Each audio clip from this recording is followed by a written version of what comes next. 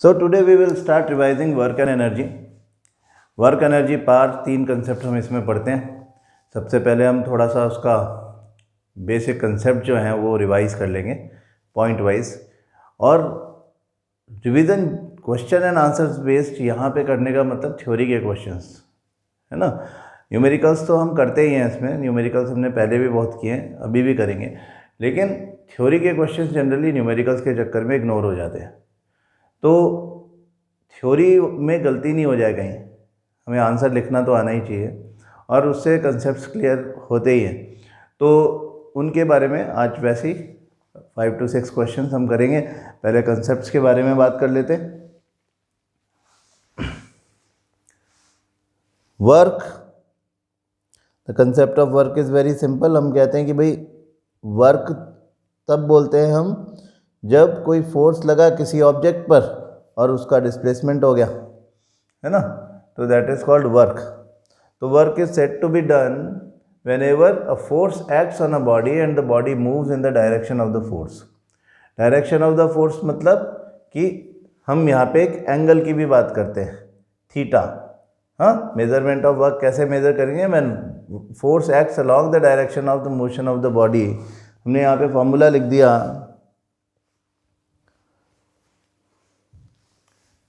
Work equal to F S cos theta. हाँ, if this theta और the angle between the direction of force and direction of displacement is the same, then there is an angle of 0 degree between the two. This angle 0 degree, theta is 0 degree, cos 0 degree is 1. Cos 0 degree is 1. इसका value 1 है. तो हम कहते हैं formula जो कि हमारी book में लिखा हुआ है, एनसीईआरटी में लिखा हुआ है, work equal to F into S. हाँ, तो work is not every time F into S. Work is F into S when the direction of force and direction of displacement are the same. किसी object पर आप force लगा रहे हो और object भी उसी डायरेक्शन में मूव कर रहा है. When the direction of force and displacement are the same, then the angle between force and displacement is 0 degree and cos 0 degree is 1. So F into S into 1 is this. Work done is equal to the product of force and displacement when both are acting in the same direction. ठीक है, तो F into S जो हमारा जो definition था वो F into S का direction है. Work is said to be done whenever a force acts on a body and the body moves in the direction of the force.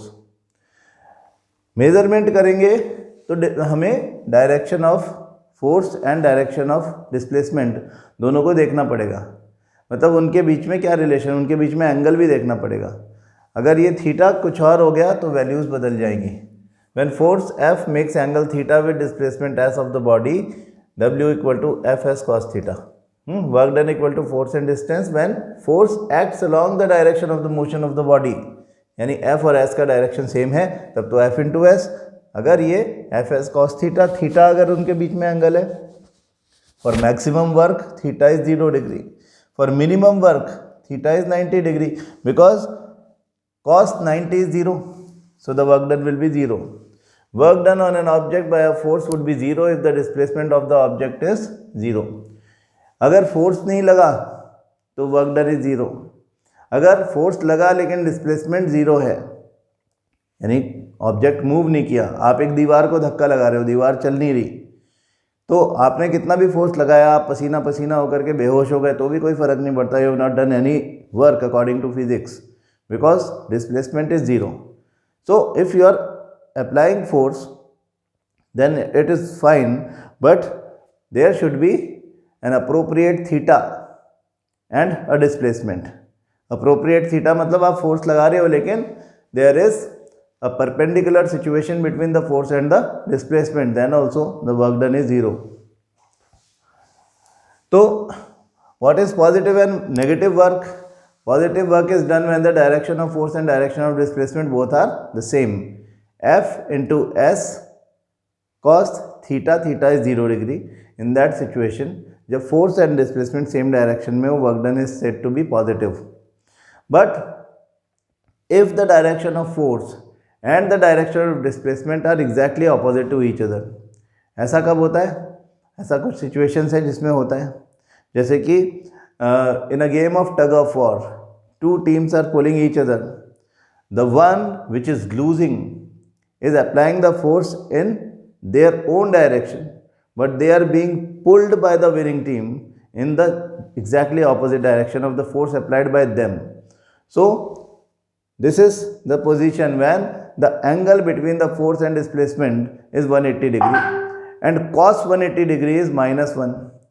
So the work done is F into S into -1, that is minus F into S, that is negative work done.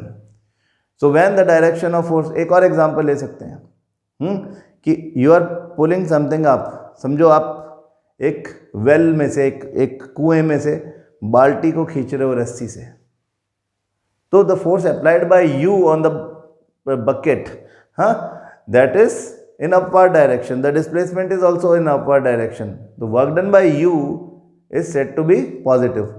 But there is another work that is performed by the gravity. The gravitational force is in the downward direction. नीचे की तरफ gravitational force लग रहा है और displacement ऊपर की तरफ जा रहा है, तो फिर वो हो गया exactly opposite direction. ऐसा angle between the force and displacement is 0 degree. In that situation the work done would be negative. 180 degree is the angle, cos 180 degree is -1, work done equal to F into S into -1, that is minus Fs, that is negative work done. So this concept should be very clear. Question पूछा जा सकता है इसमें. Work done is positive when the force is in the direction of displacement, work done is negative when the force acts opposite to the direction of displacement. Reason you understand. Formula should be clear. Fs cos theta. Joule, it is the SI unit of work. 1 joule of work is said to be done. ये important है, हमसे पूछा जा सकता है. What is 1 joule of work?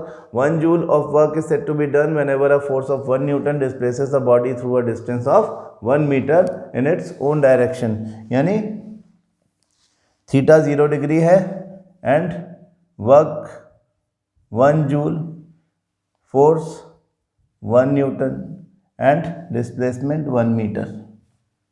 तो 1 joule equal to 1 Newton into 1 meter. 1 joule of work is said to be done when 1 Newton force displaces an object by 1 meter.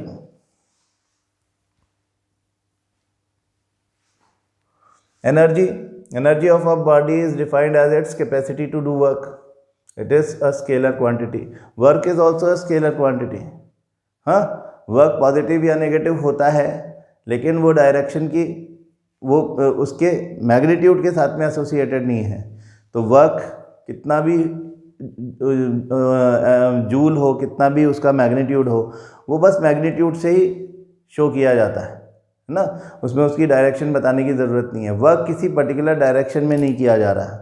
Force किसी particular direction में लग सकता है, लेकिन work is scalar quantity. Similarly energy is also scalar quantity. It is a capacity to do work. तो जितना काम किया गया एनर्जी भी उतनी खर्च होती है. जितना काम किया गया एनर्जी भी उतनी ही खर्च होती है. एक बात. दूसरी बात ये कि काम उतना ही किया जाता है जितनी एनर्जी होती है. अगर आप में एनर्जी कम है तो आप काम भी कम करोगे, आप में एनर्जी ज़्यादा है तो आप काम भी ज़्यादा करोगे. तो यूनिट ऑफ एनर्जी सेम है, जूल है. As the energy is measured by the amount of work that a body can do, so the unit of energy same as that of work. The SI unit of energy is joule. J, 1 joule of energy is the energy required to do 1 joule of work. 1 kilojoule, 1 kJ is 1000 joule. Kilo is 1000, that we already understand. Forms of energy: mechanical energy, that consists of kinetic and potential energy both, sound energy, heat energy, light energy, chemical energy, nuclear energy, electric energy, magnetic energy, solar energy, etc. Kinetic energy, the energy possessed by a body by the virtue of its motion. is called its kinetic energy. An object of mass m moving with velocity v has a kinetic energy that is half mv square. कैसे निकला half mv square, वो भी याद कर लें. Work equal to F into S, where F from the second law of motion F is equal to M A. मैं direct लिख दे रहा हूँ M A from the third equation of motion. ये F equal to M A second law of motion, Newton second law of motion. And S का value from the third equation of motion is V square minus U square upon 2a. तो यहाँ पे लिख दिया V square minus U square upon 2a. A से A cancel. If the object started from rest after the application of force F, then u equal to 0. Starting from rest मतलब u equal to 0. तो w equal to half m v square that is equal to kinetic energy. हाँ, kinetic energy is equal to the work done to move an object of mass m with a velocity v. किसी m object को, m मास के object को v velocity से चलने में किया गया काम half M V square that is kinetic energy. तो हम काइनेटिक एनर्जी को डिफाइन करते हैं कैसे? The energy possessed by an object by the virtue of its motion, half M V square. Relation between work done and kinetic energy. अब हम कह रहे हैं कि u इज नॉट ज़ीरो, तो वापस यहाँ पे आ जाए. Work equal to half M V square minus U square, और work done equal to half M V square minus half M U square. M V square is kinetic energy 2, मतलब ये final velocity, वो initial velocity. तो ये final kinetic energy है, initial kinetic energy. तो final kinetic energy minus initial kinetic energy ke1. इसको हम बोलते हैं डेल्टा ke. हाँ, what is delta ke? That means change in kinetic energy. The work done is always equal to the change in kinetic energy. For example, an object of mass 10 kg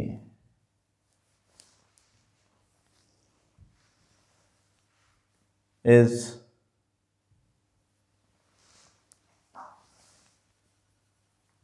moving with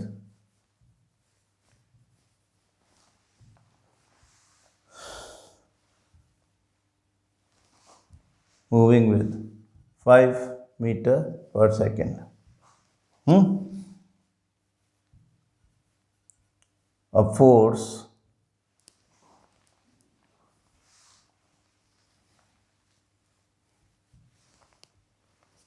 applied on it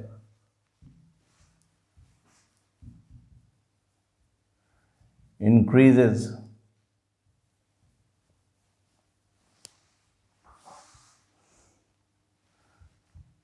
its velocity to 8 meter per second.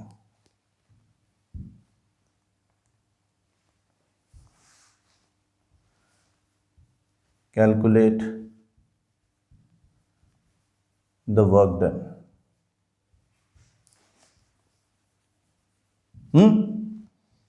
अगर आप ये बात समझ गए तो pause the video and do it.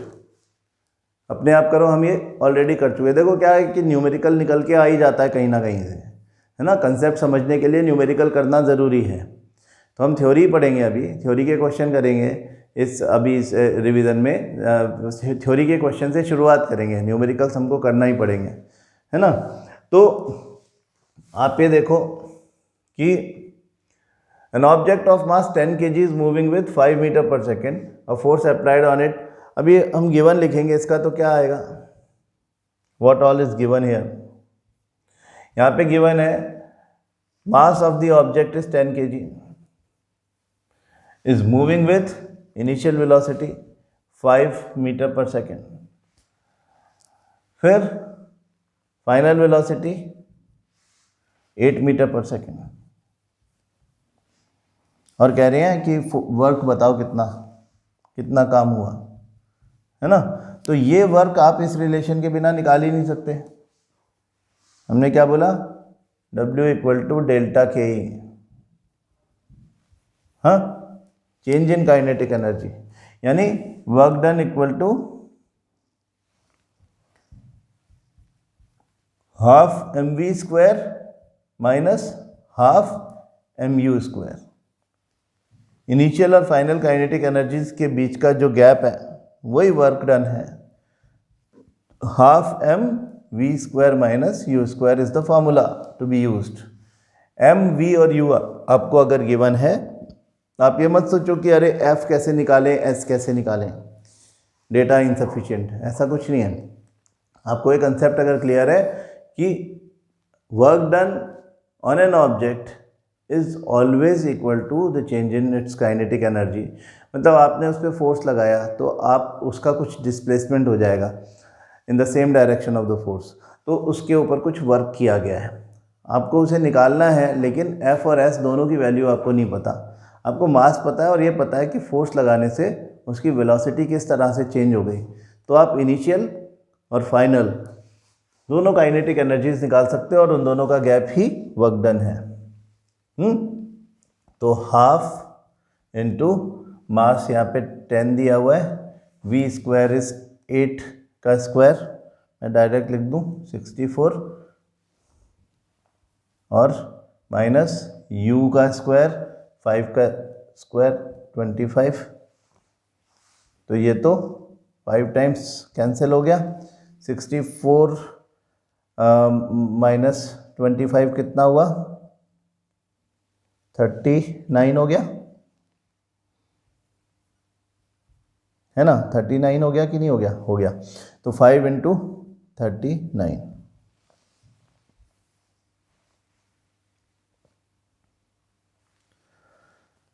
तो 5 9 the 45, 15 plus 4 195, 195 joule is the work done to change this velocity, है ना. कंसेप्ट यहाँ से आया है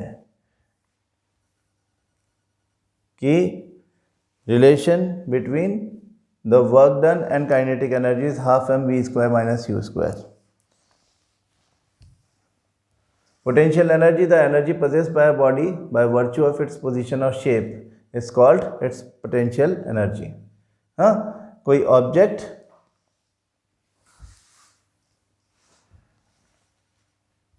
of mass m is raised to height h, h height पे ले जा करके रख दिया गया, हम कहते हैं is raised to height h by application of force F. This F in the upward direction is exactly opposite to the direction of gravity, and that is m into g. M into g. So this force which we have to apply on this object in the opposite direction of motion, opposite direction of gravitation, is exactly equal to m into g. And what is m into g? That is the weight of the object. इस concept को ध्यान से समझो. एक object है, अर्थ पे रखा हुआ है, सरफेस पे रखा हुआ है, तो उसको अर्थ अपने सेंटर की तरफ अट्रैक्ट कर रही है. ग्रेविटेशन में सीखा है हमने ये.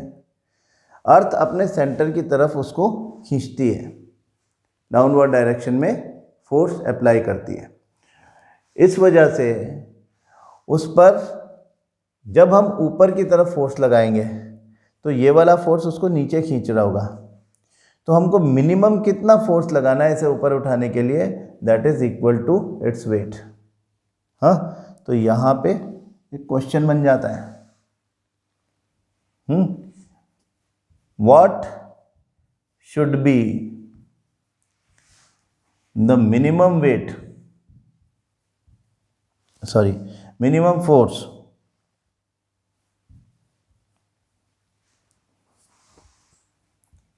applied on an object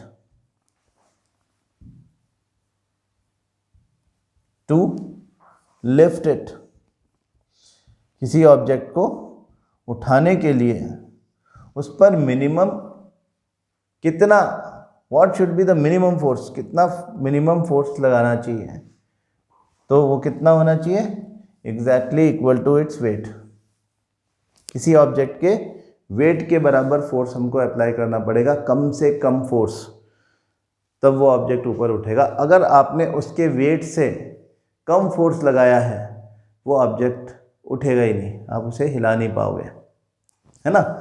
तो पोटेंशियल एनर्जी का कंसेप्ट क्या है, हम कह रहे हैं कि किसी ऑब्जेक्ट को हमने ऊपर उठाया तो force is this, and after application of this minimum force that is equal to its weight, the displacement equal to the height up to which you want to raise it. So what is the work done? Work done is equal to F into S, where F is mg and S is h. This work done is equal to potential energy.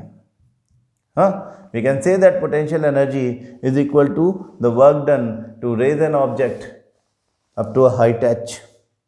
M is the mass of the object, g is the acceleration due to gravity, and h is the height up to which the object is raised. Potential energy is the energy stored in an object.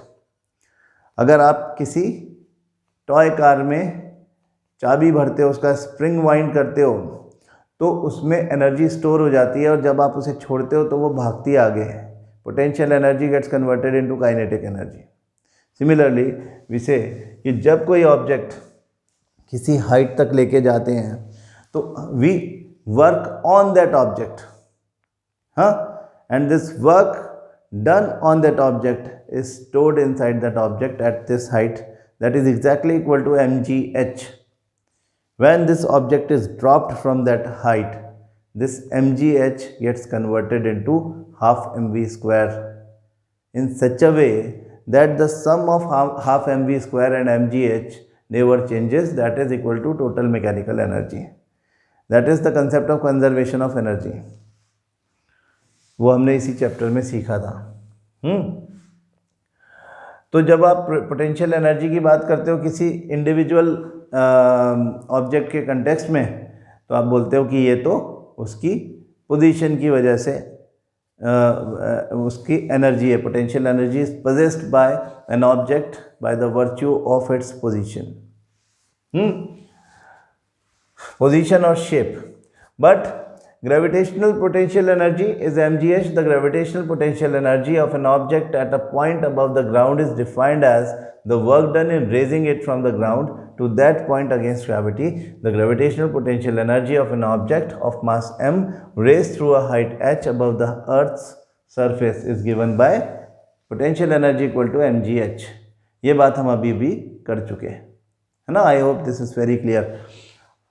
Law of conservation of energy, जो हमने एक object को ऊपर से नीचे गिरा करके prove भी किया था कि at all the points from the height h to the ground at a point just before touching the ground, वो सब पोजीशन पर ये जो हाफ mv स्क्वायर हमारा है वो और mgh जो पोटेंशियल एनर्जी है, दोनों का सम हमेशा बराबर रहता है। Conservation of potential mechanical energy. The law of conservation of energy says energy can neither be created nor destroyed. It can be transformed from one form to another. The total energy before and after the transformation always remains constant.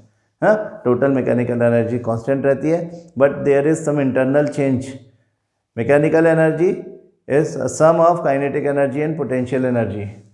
तो potential energy keeps on decreasing because it is the maximum at height h. When the object is dropped, then potential energy decreases due to decrease in height. M and G तो same है लेकिन height कम होते जा रही है, तो mgh कम होगा, और वो जितना कम होगा हाफ mv² यानी काइनेटिक एनर्जी उतना ही ज़्यादा बढ़ेगा। क्योंकि ये constant acceleration due to gravity से वो नीचे गिर रहा है, v लगातार बढ़ते जा रहा है, तो हाफ mv² एग्जैक्टली उतना ही बढ़ता है एट एनी पॉइंट जितना mgh कम हो जाता है। ये हमने प्रूव किया था एक डेरिवेशन के थ्रू, वो वापस करेंगे रिवीजन में। Law of conservation of energy हो गया। Power, the rate of doing work is called power. हम इसको एनर्जी की कंटेक्स्ट में बोल सकते हैं the rate of consumption of energy, that is also power. Work upon time, P equal to W upon T। The work, power and energy are all scalar quantities. Watt, this is the unit of power, joule upon time, 1 watt equal to 1 joule upon 1 second, और 1 watt equal to 1 joule per second, इस तरह भी लिखा जा सकता है। So what is the SI unit of power? The power of an agent is 1 watt if it does work at the rate of 1 joule per second. Okay. Kilowatt hour, kWh, it is the commercial unit of electrical energy.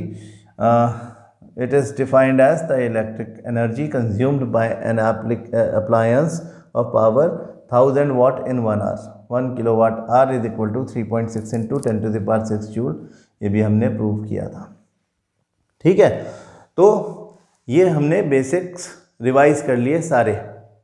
ठीक है, 3.6 into 10 to the power 6 power कैसे आया ये भी आपको पता होना चाहिए। किलोवाट में K की जगह पे 1000 लिख दो, 1000 वाट इंटू R की जगह पे 3600 जूल लिख दो, तो 36 लाख जूल या 3.6 into 10 to the power 6 joule हो जाएगा। ये सब आपको बिल्कुल याद हो जाना चाहिए, बहुत ज़्यादा टाइम हुआ नहीं है, इसको चेंज हमने सीखे। एक कंसेप्ट यहाँ पे ये भी देख लें कि 1 horse power is equal to 746 watt. जब हमने पढ़ा था पहले तब मैंने आपको बताई थी ये बात, है ना। तो ये हमारा कंसेप्ट है, इसको अच्छे से एक बार बुक को पलट के देख लें। कल से हम इसके क्वेश्चन एंड आंसर्स डिस्कस करना शुरू करेंगे। मतलब कल मैं आपको 5 to 6 क्वेश्चंस करवाऊंगा, वो सब थ्योरी बेस्ड होंगे। हम ये सीखेंगे कि क्वेश्चन पूछा जाए तो उसका आंसर कैसे लिखते हैं। आप उन क्वेश्चंस को याद कर लेना, याद कर लेना मतलब उसको लिख लिख करके प्रैक्टिस कर लेना। ठीक है, थैंक यू।